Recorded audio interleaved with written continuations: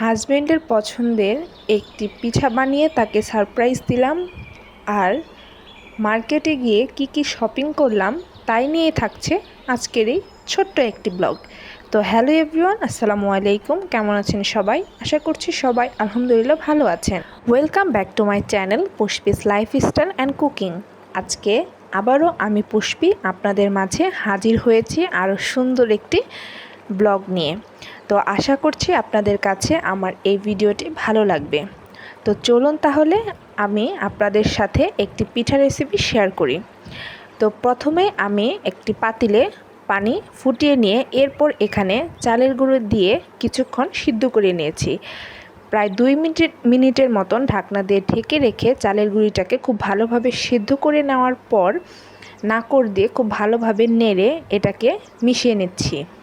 আমার চালের গুঁড়িটা কিন্তু খুব পারফেক্টলি সিদ্ধ হয়ে গেছে।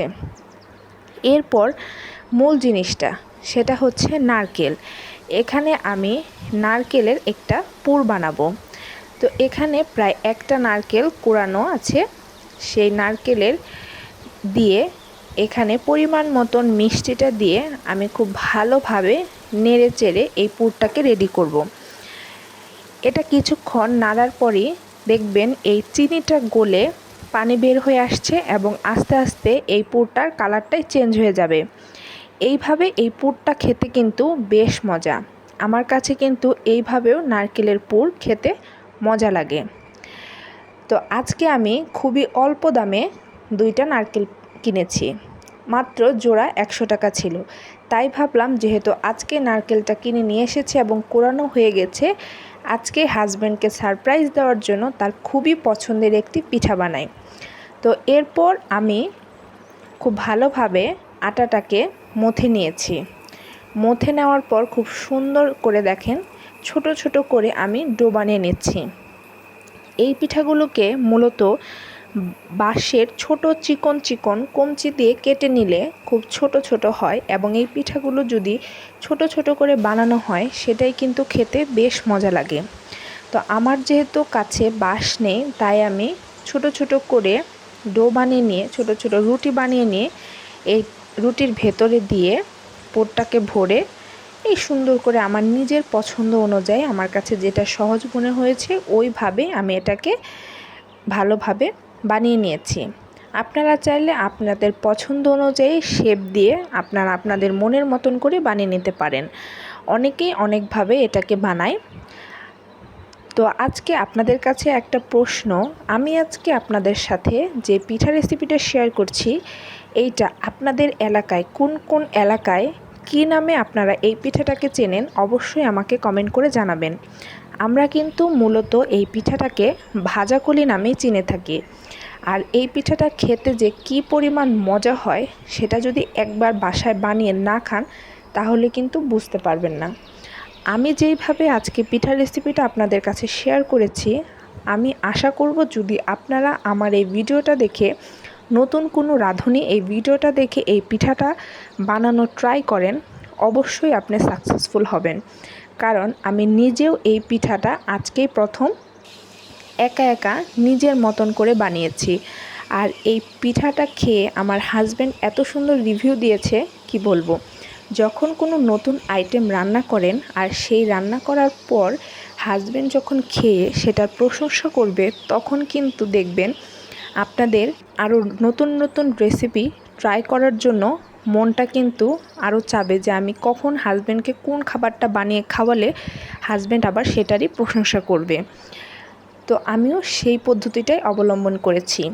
তো আপনাদের সাথে কথা বলতে বলতে কিন্তু আমার ঝটপট এই সবগুলো পিঠা বানানো হয়ে গেছে। দেখেন কতটা সুন্দর লাগছিল। আমি এই পিঠাটার মধ্যে যে শেপটা দিয়েছি এটা মূলত আমার দাদির কাছ থেকে শেখা। আমি কিন্তু এর বাইরে আর কোনো শেপ দিতে পারি না। আপনারা যে যেভাবে পারেন সেভাবে শেপ দিয়ে নেবেন।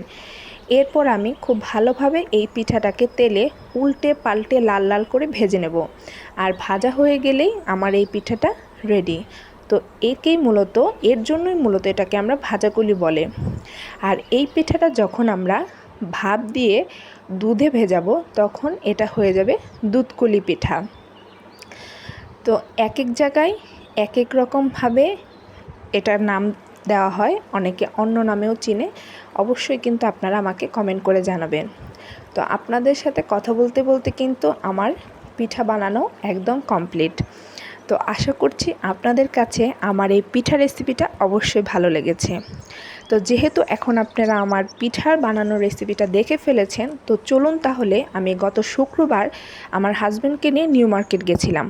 আর সেখানে গিয়ে আমি তাকে নিয়ে কি কেনাকাটা করেছি সেটা আপনাদের সাথে এখন শেয়ার করব। তো প্রথমে দেখতে পাচ্ছেন যে একটা রাইস কুকার। হ্যাঁ, এই রাইস কুকারটা আমি আবার নতুন করে কিনলাম। আর কেন কিনলাম? কারণ ঢাকা শহরে গ্যাসের সংকট।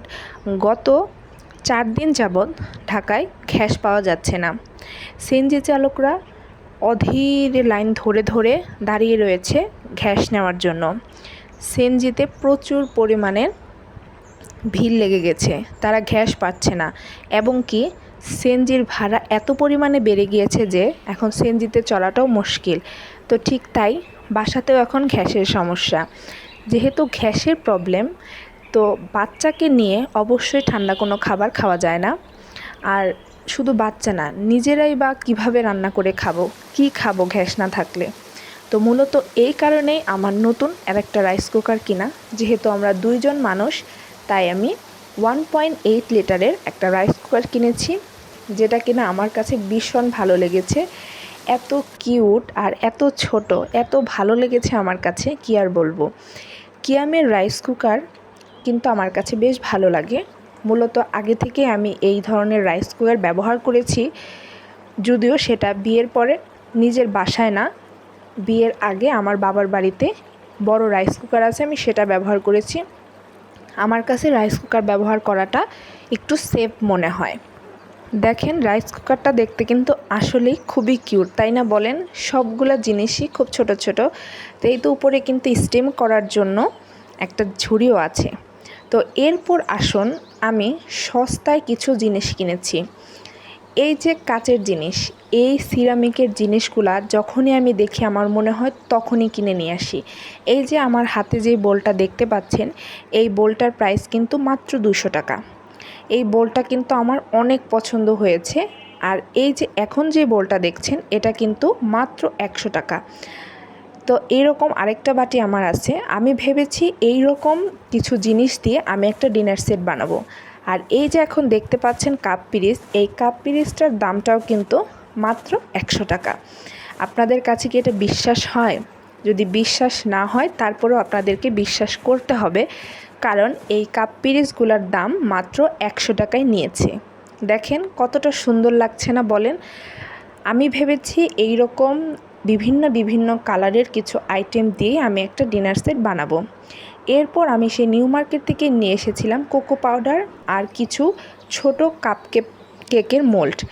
আমার বাচ্চা এখন কেক খেতে ভীষণ পছন্দ করে, তাই ভেবেছি বাহির থেকে কেক তাকে কিনে না খাইয়ে আমি যদি বাসাতেই কেক বানিয়ে দিই তাহলে কিন্তু ভালো হবে। আর এরপর লাস্টে যেটা দেখাচ্ছি সেটা হচ্ছে যারা মূলত ব্লগ বানায়, রান্নাবান্না বা ঘর গোছানো, তাদের জন্য খুবই একটা ইম্পর্টেন্ট জিনিস। সেটা হচ্ছে এই মোবাইল স্ট্যান্ড। এই স্ট্যান্ডটা মূলত কিনতে গিয়ে আমি নিউ মার্কেট প্রায় 1 ঘন্টার মতন ঘুরেছি, কিন্তু কোথাও আমি এই স্ট্যান্ড খুঁজে পাইনি। অনেক খোঁজাখুঁজির পর আমি এই স্ট্যান্ডটা খুঁজে পেয়েছি। শুধুমাত্র আপনাদের সাথে কিছু সুন্দর সুন্দর ব্লগ বানিয়ে আপলোড করার জন্যই আমার মূলত এই স্ট্যান্ডটা কেনা। তো এই স্ট্যান্ডটা কিন্তু আরও অনেক লম্বা হয়। যদি আপনারা এই স্ট্যান্ড সম্পর্কে আরও বিস্তারিতভাবে জানতে চান, অবশ্যই কিন্তু আমাকে কমেন্ট করে জানাবেন। আমি কিন্তু মূলত এই স্ট্যান্ডটা কেনার পর খুবই উপকার হয়েছে আমার।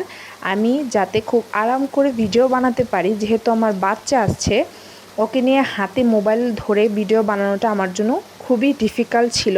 এখন আশা করছি আমি আপনাদের সাথে প্রায় সময় ব্লগ আপলোড করতে পারবো।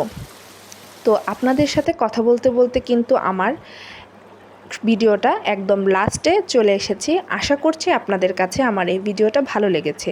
ভালো লাগলে অবশ্যই চ্যানেলটি সাবস্ক্রাইব করে দেবেন, আর ভিডিওতে একটা লাইক আর কমেন্ট করে জানাবেন কেমন লেগেছে ভিডিওটি। তো সবাই ভালো থাকবেন, সুস্থ থাকবেন। আল্লাহ হাফেজ।